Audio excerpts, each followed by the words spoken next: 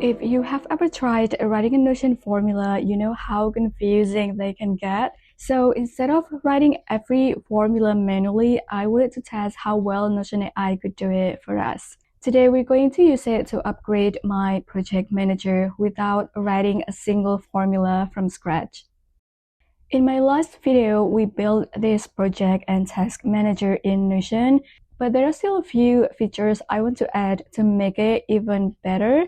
First, I want a formula that shows how many days are left until a project due date. Then I want to add a built-in time tracker for my task and a recurring task setup so I don't have to recreate the same task every single week. Normally, this would mean writing some pretty long Notion formulas. The first thing I want is a days left formula. For this project manager, I wanted to use the project's due date and display something that's easy to read. So here's the prompt I'm going to use. That worked surprisingly well. If the project is finished, it should say completed. If it's due today, it should say due today. If it's due tomorrow, then due tomorrow. If the due date has already passed, I want it to show something like 3 days past due. Otherwise, it should simply show how many days are left. Now let's try something a little more complicated. Next, I want to add a time tracker to my task.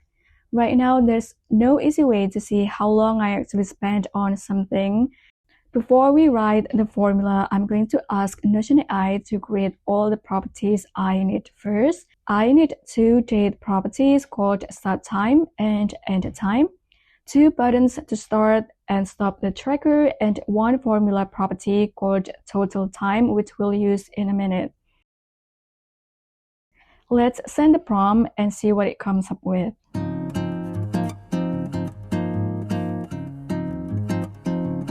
It created all the properties for me. The only thing it couldn't do was set up the button automation. So we'll need to do that ourselves. For the start tracker button, I'll set it to edit the start time property and fill it with the time the button was clicked. Then I'll do the same thing for the stop tracker button, but this time it will update the end time property. Now when I click start tracker, it records the date and the time I started working. And when I'm done, I click stop tracker and it records the finish time. The last thing we need is a formula to calculate the total time between those 2 dates. So let's ask Notion AI to write that for us. For this prompt, I'm telling it to calculate the duration between start time and end time. If end time is still empty, I want it to use the current time instead. So as soon as I start the tracker, it already shows 0 hour, 0 minute instead of staying blank. I also want the result to be displayed in hours and minutes, like 2 hours, 15 minutes. Let's see what it generates. It worked well. Not only did it generate the formula, but it also included a short explanation of how it works, which is really helpful if you want to understand or customize it later. Now, whenever I start a task, I can see exactly how long I've spent on it. It's not a live timer where you can watch the duration update every second. Instead, it calculates the total time after you click stop tracker. Notion formulas cannot create a real-time running timer, so this is about as close as you can get using native Notion features. The last feature I want to add is recurring task. This way, I don't have to recreate the same weekly or monthly task over and over again.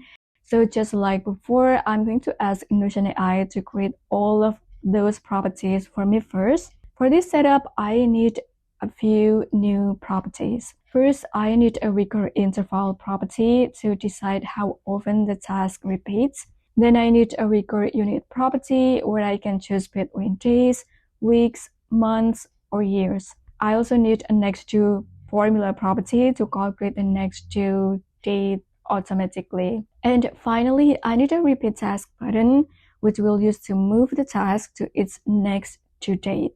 Let's set the prompt and see what it creates. It created all the properties I asked for, but one thing wasn't quite what I wanted. I wrote add appropriate icons or emojis to its property name, and Notion AI took that literally by adding emojis to the property names themselves. What I actually wanted was just the property icons, not emojis in the text. So I simply asked it to remove them. That's something worth remembering when you're using AI. If the result isn't exactly what you had in mind, you don't have to start over. Just tell it what you want changed and keep refining the result until you're happy with it. Now that all the properties are ready, the next thing we need is a formula for the next two property. This one is much simpler than the previous formulas. Here's the prompt I'm going to use. Within a few seconds, Notion AI filled the formula property for me. Now, when I enter a recurrence interval and choose days, weeks, months, or years, it automatically calculates the next due date. The last thing we need to set up is the repeat task button ourselves. Just like before, Notion AI can create the button property, but it cannot configure the button's automation. So we need to do that part manually. When the button is clicked, I want it to create a new page in my task database. Then I'll copy over the information from the current task. The task name will use this page's name. The priority will use this page priority. And I'll do the same for any other properties I want to keep, like the status. For the date, I'll use the next due property instead of the current date. That way, the new task is automatically scheduled for its next occurrence. I'll also copy the recur interval and recur unit properties so the new task keeps the same recurring schedule. Now, whenever I finish a recurring task, I can click repeat task and it creates the next one with all the same details already filled in. So while Notion AI couldn't build the entire recurring system for me, it handled the repetitive part really well. Overall, I think Notion AI did a pretty good job. It didn't replace everything, but it definitely made building these formulas a lot faster.